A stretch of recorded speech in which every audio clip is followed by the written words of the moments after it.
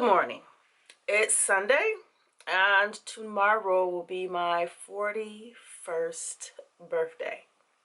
And I honestly feel this video is a long time coming. I haven't really expressed this due to the fact that it's private. It's private to me. It's private to those that are involved in what I'm about to talk about. But why not, right? I've had anxiety, not too crazy, but you know, a little anxiety with talking about this. So within the past 2 months, I have just recently filed for divorce and getting ready for my court date, which actually happens, it was supposed to happen December this month on the 27th, and then they adjourned it to the 7th of January. So I've already served him papers. And those of you who have been watching me for a good while kind of got a little bit of a spiel of what happened, kind of. You didn't get a lot and how it all happened. So I'm doing this video as I'm preparing myself for a pole class. I'm getting ready to take a pole class after I finish recording this and do some reading. I'm going to go to pole class. That's what I'm going to do. So I'm using the e.l.f. Poreless Face Primer because I like it. A lot of the cosmetics or makeup that I'm going to be using, it's not a lot, but I'm going to be changing them out. I've been trying them out to see how it works for me, but I've always liked using primer, and e.l.f. has been the best so far. Best affordable, I'll say that. I'm not into spending a lot of crazy amounts of money on makeup, but I am a Maybelline girl. I'm also a Revlon girl. I am a drugstore brand girl. It's just me. So back to 2017, what happened. June was my first bodybuilding competition. I won that competition. I was in a totally different division than what most people who are in the bodybuilding world know. I was in the transformation division with the WBFF. I did it in Florida with my brother and a team of us. And I was there for a week. And not only was my brother going through a lot of relationship issues, because he was going through those while I was there, it kind of brought up a lot of things that I was going through with my soon-to-be ex-husband. And my brother knew about it because he was here for a number of months living with us, watching it happen. And it gets deeper, guys. So I'm going to use the BB cream brightening and moisturizer. This is called NK, so I believe that's like a Nikki brand from a beauty supply store. So I don't know if you've ever seen this before, but it's a BB cream. I like it. It brightens, moisturizes, and I like the color. I did have one from Maybelline that was just, it said medium deep, but it was just too light, and I just didn't like it. And I didn't like the way that it settled into my skin. It made me look lighter. So that's it. So needless to say, here's how it happened. I would call and check on him. He was already going through a moment, dealing with whatever it was he was dealing with personally. I won't get too much into that. Some of you probably already know what he was going through in a sense of depression, manic depression. He's bipolar. So period, he was. And I was okay with that because he was my friend. He's somebody I grew up with. And I really shouldn't have been with him. I could tell you guys stories of when we met. Well, not when we met, but when we actually started dating. Like, I knew. He knew. But we both have gone through extreme loss. So, what happens? People get together because of that. But he didn't call me while I was there. during my competition. And as you see, I'm using Maybelline. This is Maybelline New York Concealer. I'm going to go and get this exact same one in a darker one, but this is how I like to highlight my face. So he didn't call me. He didn't do any of those things. I know he was going through his own thing, but it was always a problem for me because our communication was starting to wane. He was very manipulative, very insecure, a lot of things. But I'm going to tell you guys something that I 100% appreciate him for. But we're getting there. He didn't call me. He didn't do any of those things. The day I was getting ready to leave, I was in the most craziest mood, tears, all kinds of things. He didn't pick me up from the airport. I ended up calling my older brother because I was so distraught at the fact that I was coming back home to this environment that was stressing me out, period. And I loved my stepkids. I don't like calling them my stepkids, but I loved them. And so did I love him too. And I was willing to go through that, but it was a little heartbreaking to know that I was accomplishing something and I wasn't there for them. And not to mention, he wasn't there for me. I was looking for that. So, yeah. So, needless to say, I'm trying not to tear up because it still hurts, you know. It's still a hurtful thing to go through. But, so let's fast forward. Let's talk it real fast. Got home, my brother picked me up from the airport. I tried calling him, he didn't answer, and when he did answer, he was at work with my car. We only had one car. There's a lot of backstory into that. Been trying to get a second car because we thought that was an issue between why we were having a hard time getting certain things done. I was moving around being both husband and wife to my damn self.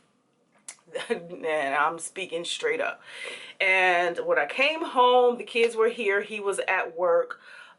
When he did come home the next morning, because he worked midnights, we were at it, not in a sense of like just loud and argument, but we were just at it, really talking and really getting certain things out. And I was already at a point where I'm done. You know, women, we got stages when it comes to relationships and when we're trying to put ourselves into fixing it, and men got stages too. And the funny part about it is you will be with somebody that you care very deeply about, but you both are not on the same page. It doesn't matter how you look at it, because one grew up a different way, another grew up another way. One's communication skill is just not there, and one person's communication skill is there, but they're being gaslighted and all kind of, and I'm telling y'all the truth of how it is. But we were just at it. And during that time, the kids were here. They were noticing that, but they wanted to stay here for the both of us. They wanted to stay here for me, and I know they wanted to stay here for their father. They were building a relationship with their father. But amongst what I even knew what was going on behind the scenes with their mother, not that she did anything wrong, she did nothing wrong. It was just the way the communication was going between her and him, and the way he was treating the mother of his children. And not necessarily treating, but the way he was talking to her by text message. So fast forward, she comes to get her kids. The kids didn't want to go and move with their mother, which is unfortunate because behind the scenes, he was saying things and doing things with her and with them while I was not here that was causing them to not like their mother.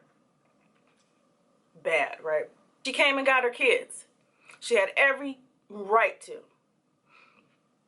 because they wanted to stay for the summer. Well, it was supposed to be the summer that they were supposed to be with her, and they didn't want to go. And a part of me thinks it wasn't just that, he was manipulating the situation where they didn't want to go, and she said, I'm coming to get my kids. She didn't say that, but she did it in a very sly way, and no matter how anybody wants to look at it, she had a right to. They're her children. So she comes, gets her kids.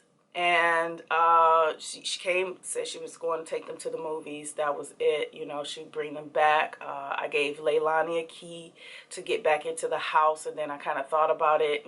I'll just stay home because I had some few things that I needed to do. And I stayed there, and then after a few hours, it got close to midnight, and I'm like, they're not home. What's going on? And I called him. And he was like, I don't know what's going on. He tried contacting her, and then next thing you know, next day, next morning, even though it was already clear to me, she took her kids back home with her. It was very clear to me. And he comes home the next morning, again, work midnights, livid because she took her kids.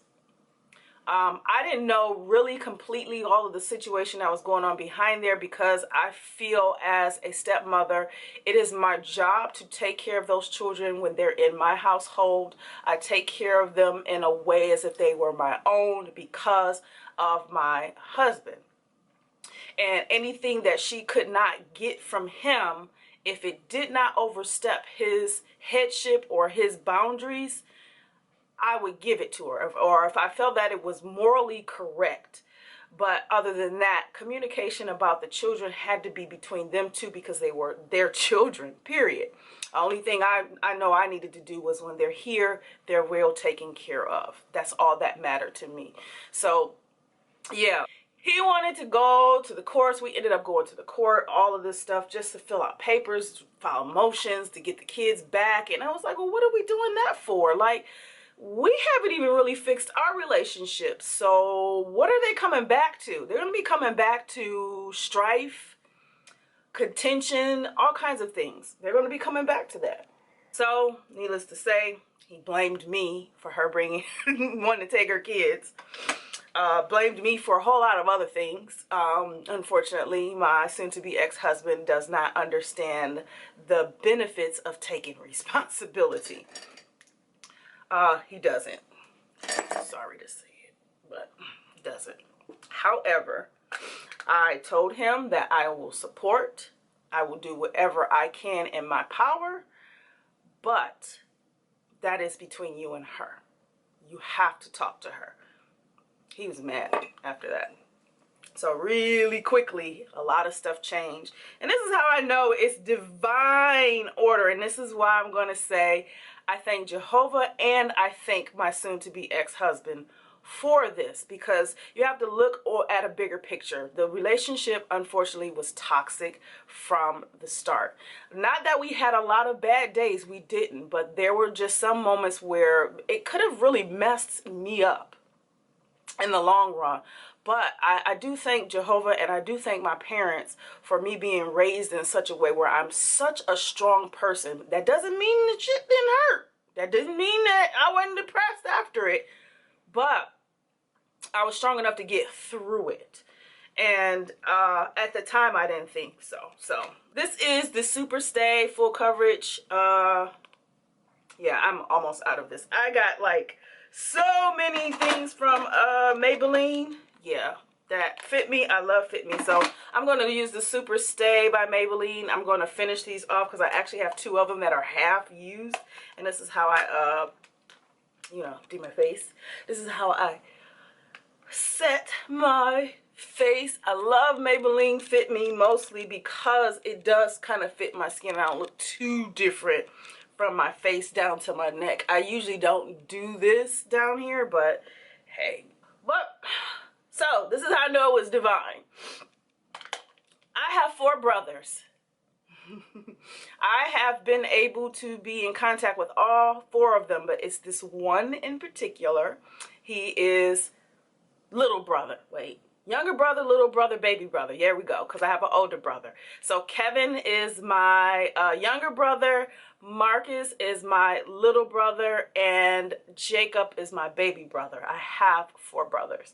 And the Marcus, the little brother, I don't know what happened, but he stayed with us for a period of time before my body competition. So my brothers were staying with me, or staying, especially Kevin and Marcus, because they were normally in Florida and Virginia.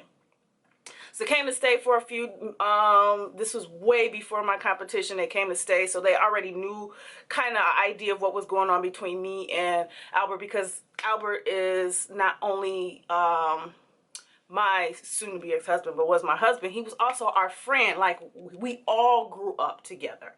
So Kevin knew Albert way more than Marcus did, but Marcus knew of him.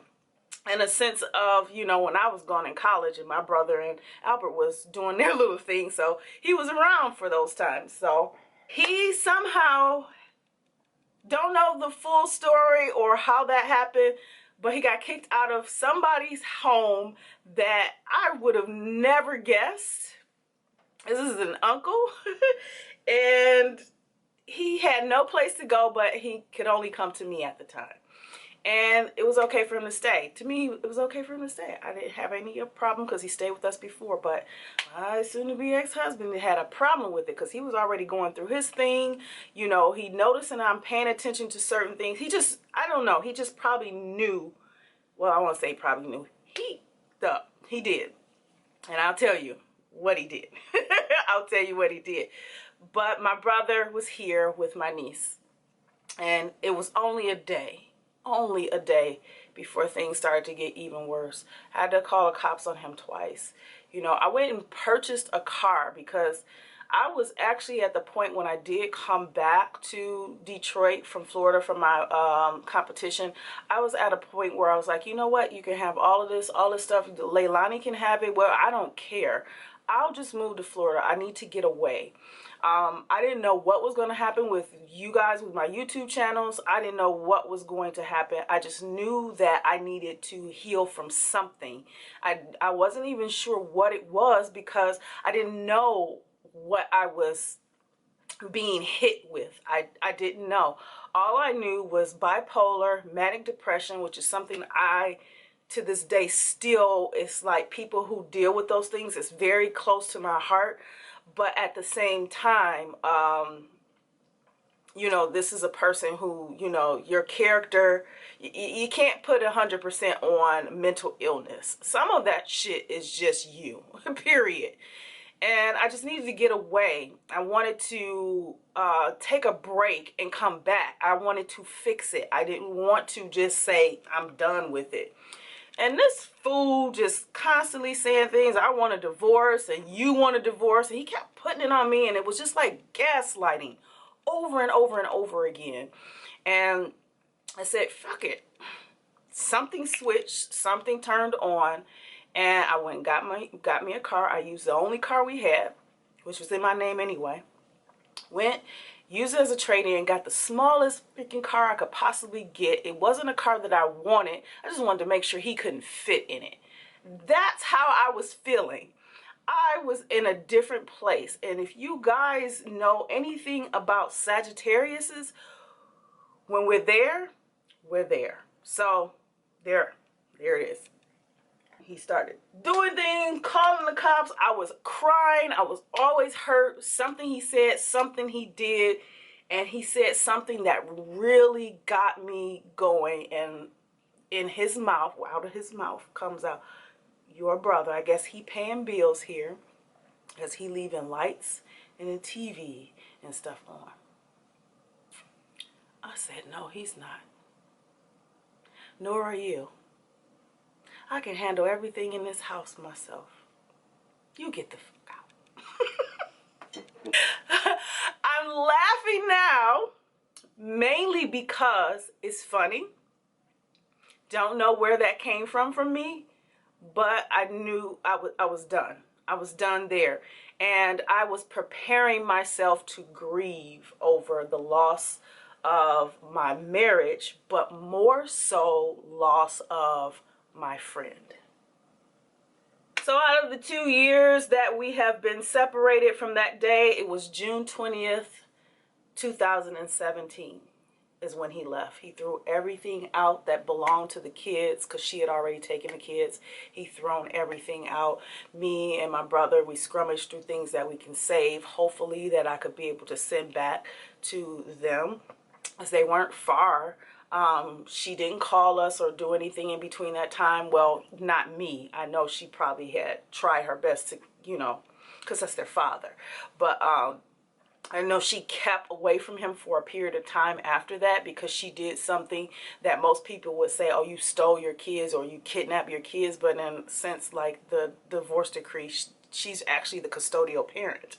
And if that's on her divorce decree, she could actually take her kids when she wanted to. She was being loving enough to allow her children to be in an atmosphere with their father, to build a relationship. That's what she wanted for them. Not only that, she lucked up in a sense to find somebody like me who was willing to bear it all. Like, these are your children. You've given me an opportunity to raise them because you want them to have a relationship with their father. Hey, what do you need from me? What do you need me to do? Like, how many women out there would actually do that for somebody that they're married to? Even if it's your boyfriend. I mean, how many of you would try to do that? That's adult. That's grown. That's grown. That's some grown ass shit, period. Some grown ass shit. And if you're not doing that and you with somebody that have children, you need to look at yourself. I'm just saying, from my point of view, from my point of view. Haven't talked to him since, you know, and when I did try to reach out to him, he even like commented on my YouTube videos about things that I was going, like, I was going through it. I was. And I don't think I was really giving you guys the full scope of what I was going through emotionally and mentally from that breakup, from that separation. But he saw it. Yeah, he would see it, because you know, the communication was waning. You've cheated on me several times. You've gaslighted me, manipulated me, blamed me, took no responsibility. I don't know what happened, but it cut off. So, but when men, I had to force him to do that. And I don't want to say I had to force him to do that, but in some cases it was like it needed to be done for not just him, but also for myself too. Kicking him out of, you know, not kicking him out, but like, just take a break, walk, go do something, go somewhere, like, get your life together. So get your thoughts together, and then let's come back, let's discuss this, let's do, you know, it's like, come on. We're partners, we're friends. This is a marriage. We should be able to be candid and talk about different things and be able to come with a solution. And I'm a solutions person. I'm not a person that just want to talk about something just so you can hear me talk. I need a solution. And I grew up where, hey, you the man, come up with something, and if you don't have it, I'm gonna bring up a suggestion, and then you tell me if that's yay or nay, and let's try it together. That's how I am. Always been that way. But he wasn't that way at all. I've learned that very, very freaking quickly. From all of that, here's the thing that I appreciate the most about him. I still see you as my friend. There's no other way you could have done that to make it hurt less. Marriage, divorce, breakups hurt. It does not matter how it happened. Even if it happens mutually, even if it happens through cheating or arguing or whatever it may be. Personally, between me and him and the things that I've read, I had to go back over and like, what happened in the communication? Where is it where I was off?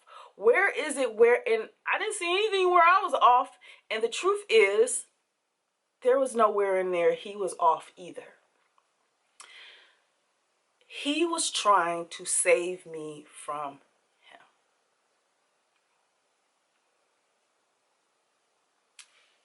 And it hurts that I can't be your friend anymore. Even though I'm hopeful that later we could. But I thank you, because after all of that, my life has taken a big 360. You saw something in me that everybody else seemed to. And despite all of that,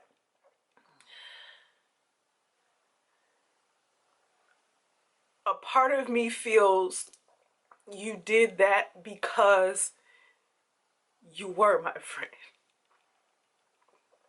Not everybody is meant to be together. He was trying to fix something that I was very clear that it takes two to make this decision. We both made a decision to get married. I know me marrying him wasn't the right choice, but I don't regret it because I've learned.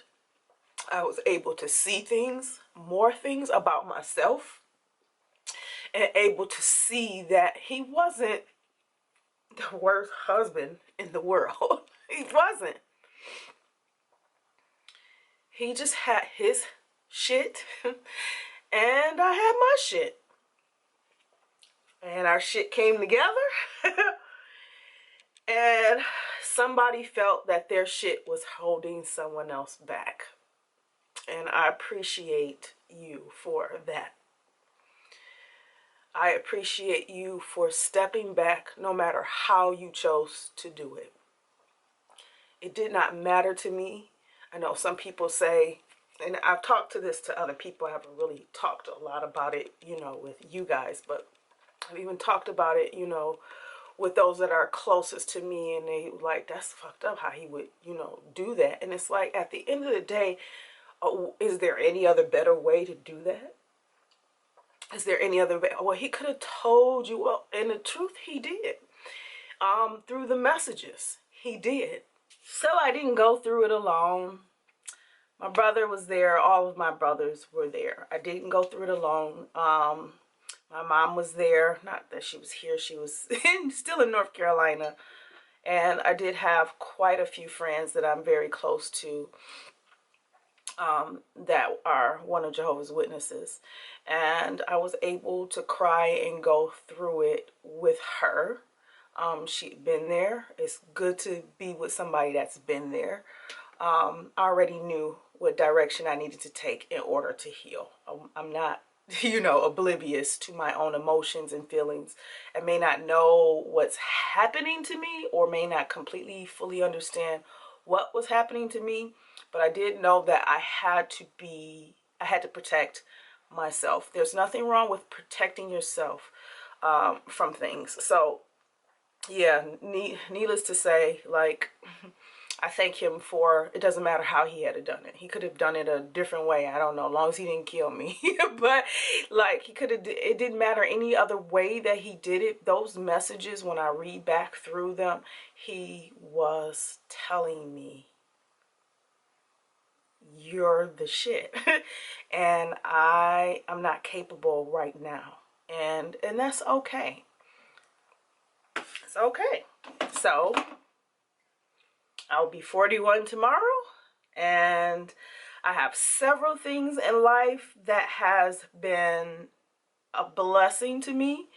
They have not necessarily literally fallen in my lap. They come from decisions that I've made during my marriage, before my marriage, things that I was doing beforehand that got me where I'm at. And I'm a driven person. That's who I am. I care for people. I love to help, but I'm also all over the place as well because of being so multi-talented and so self-sufficient. I don't like the word independent at all because that's the dumbest word I've ever heard. You can call a woman, and any woman that says she's independent, you're miserable. But again, that's my opinion. I'm not independent by any means. I'm just self-sufficient. I'm the way that I should be with or without a partner. So that's just my take on it. But I'm with somebody I love dearly, and he's just been like a part of the healing process. He came at the very end of my healing process, because sometimes when you go through anything, and it doesn't have to be a breakup in a relationship, but that's the only thing I can speak up on at this moment. You have to recognize that it hurts. Don't act like it don't hurt. Don't act like it don't phase you. Don't get off. It hurts. It does. And then you go into this next mode where, well, what are you going to do? Because you got to heal from that. And a lot of times, we tend to go to certain vices, like, I don't know, like drugs or eating too much or things to kind of hide that pain. Me, to you guys, when you see the videos, like, I didn't share a lot of the pain that I was going through, but I went through it. And I went through it by myself and not by myself. I mean, I have a healthy balance of that introvert, extrovert personality. I'm an ambivert. But yeah, I went through it. I didn't avoid it. I went through the feeling. I went through it. I went through the hurt. I went through all of the messages. I went through all in my mind things that we've dealt with. I've dealt with him that, like, I wish it had happened differently. I went through it. I didn't ignore it. I didn't bury it. I didn't do any of those things. And I think that's probably why my outlook on the situation is different than most will say. When you are dealing with a breakup with somebody that you care very deeply about, marriage or whatever it may be, you tend to, you know, write that person off as he's bad or she's bad or whatever it is. They're just a bad person. And the truth is, it's just the relationship was toxic. Two different people, two different lifestyles, what he dealt with and grew up with, which sucked royally. It sucked. He didn't have the best of circumstances. But again, grown man, you make your own choices.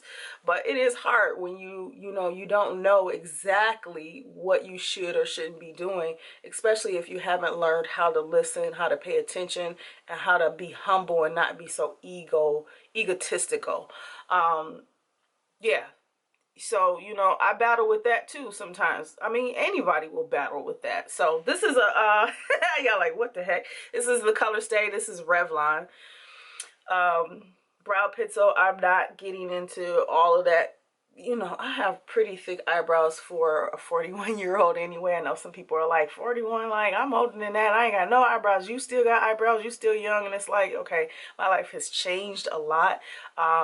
You got your situation. I got my situation. And right now, 41, looking pretty darn good, because I look just like my mother. Yeah, you go through those things, and I don't even know what the heck I was going for. I wanted to go ahead and start creating a dialogue about it. Oh, I know what I forgot to do. My Turks and Caicos. That's my baby. Oh, I don't want to use that one. Let's put that towards the back. I usually don't like to do highlighting too much because sometimes it just looks so not necessary. I don't know. I'm getting less and less interested in a lot of makeup lately. But I do want the right kind of makeup for my face because... yeah, so if you guys got any suggestions, please let me know. I wanted to create a dialogue on it. I wanted to start talking about it because January the 7th is the date of the court date, pre-trial, I guess. We'll see what happens, but it's a done deal.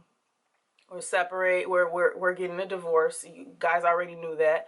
But for those of you who thought I was already divorced, not yet, sweethearts, not yet, but I will be soon. Hopefully after that, that may give us even more time to keep ourselves either separated and just in passing or every now and then say hi, or that might bring back a friendship, because I would love for, you know, to see Leilani and Jalen again. I would love to see them again. And I did get a chance to see, he did bring them by one time. He did bring them by to see me. Leilani's got a mouth on that girl. She know how to get her daddy, and she wanted to see me. Not only that, their mom did call me, and she didn't know what the situation was. She just was doing her, you know, her thing and wanting to take care of her kids. And she told me they were very vocal as to who was really taking care of them. I hate to say that, you know, they had more of a closer relationship with me than they did with their father.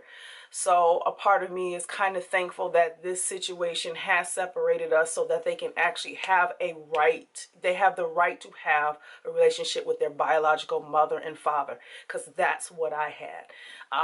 He didn't have that. My soon-to-be ex-husband didn't have that kind of relationship. He didn't even know who his father was, and if he did, you know, there was no relationship. And then there wasn't no very, you know, healthy relationship between him and his mother either. So that those are some things, you know, you got to think about. But I'm kind of glad that that did happen, because the kids got, I mean, she told me, she said they were like, please check on her. We need to see if she all right. You know, you took us from her. Like, we don't even know what's going on. And like, it was nice to know that they were thinking about me. And she called and thanked me for that. And she said, I'm checking to see how you're doing and everything. And I told her what had happened. And then I wanted to make sure she got the paperwork that she needed for them to get to school and all that, because I had folders and stuff created for them.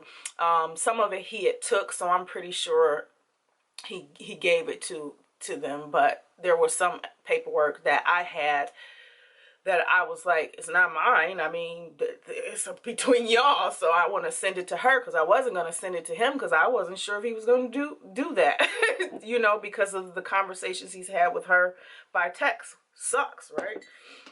It sucks to hear that, but then a part of me is like, I'm glad, because now that this marriage is dissolved, they can have the relationship that they should be having with him.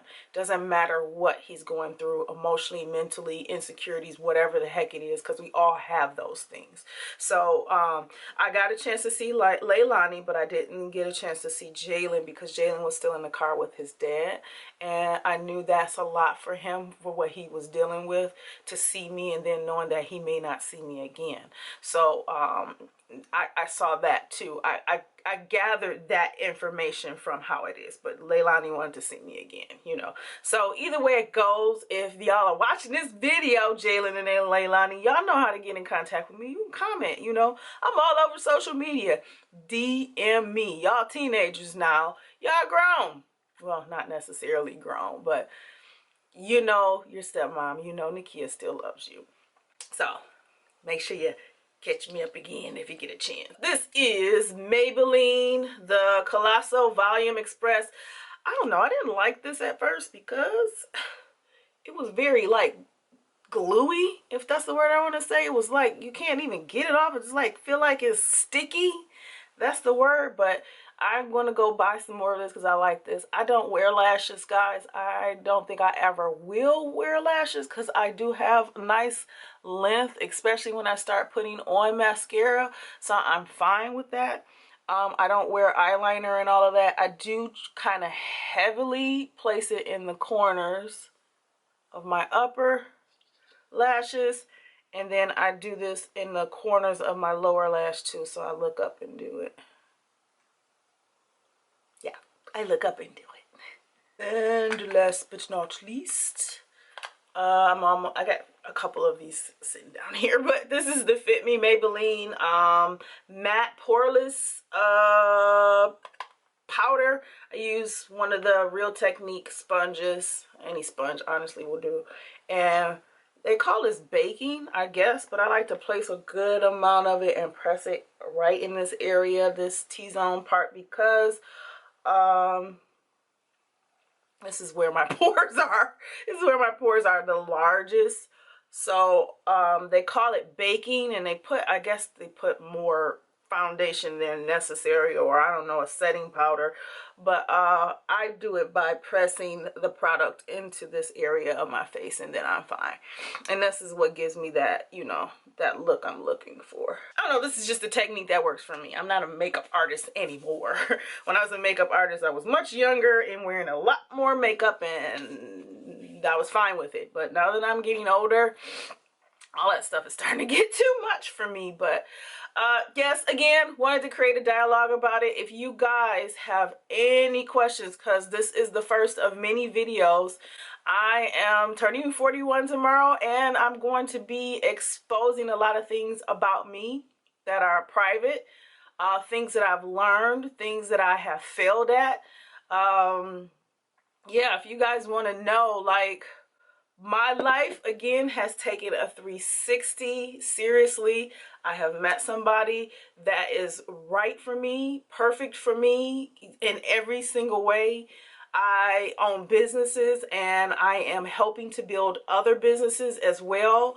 I I've been to South Africa. I'm getting ready to travel for 2020 to train. So I'm going to be doing a lot for 2020, and I hope I'm able to record as much of it as I possibly can and still try to keep my fitness channel up, because I'm getting back into another shred. I want to do another competition in the Masters in 2020. So somewhere closer to September is probably when I'm going to do it. So I'm going to take my time in this process.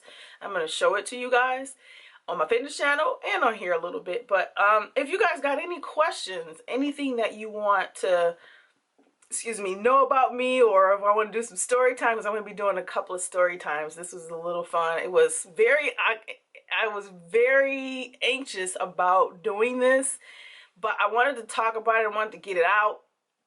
And I just wanted to. Many of you have said I have been happier since then, and I have. Mainly because my viewpoint of it has changed. It's not so cynical. It's not so, and it's always been this way. I've always looked at it from that point of view, as he was trying to save me from him. He was trying to free me. Those were his words. He was freeing me. I guess his camera was like, girl, you said enough. All right. It's already a long video as it is. But anyway, guys, if you have questions or something you would like to know about me or want me to talk about, I'm going to be doing more, like, not storytelling, because they're not stories. They're actually, I've been through. So my hair, in a nutshell, I have a lot of videos that you're going to see come your way of how I style my hair. This hairstyle is not going anywhere, and what's going to be added is I'm going to cut a line here. Again, I've done it before, but I just use a pick.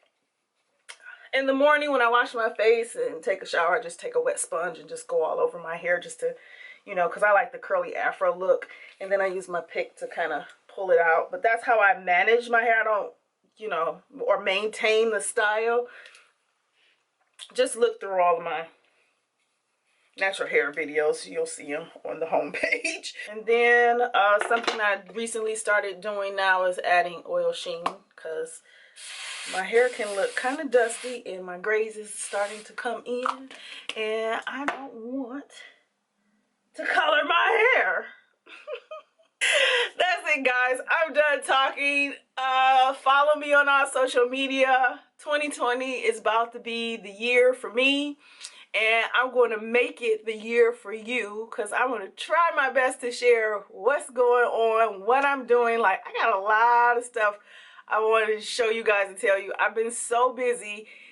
2019, I really like giving you guys a lot, because I don't know. I don't know.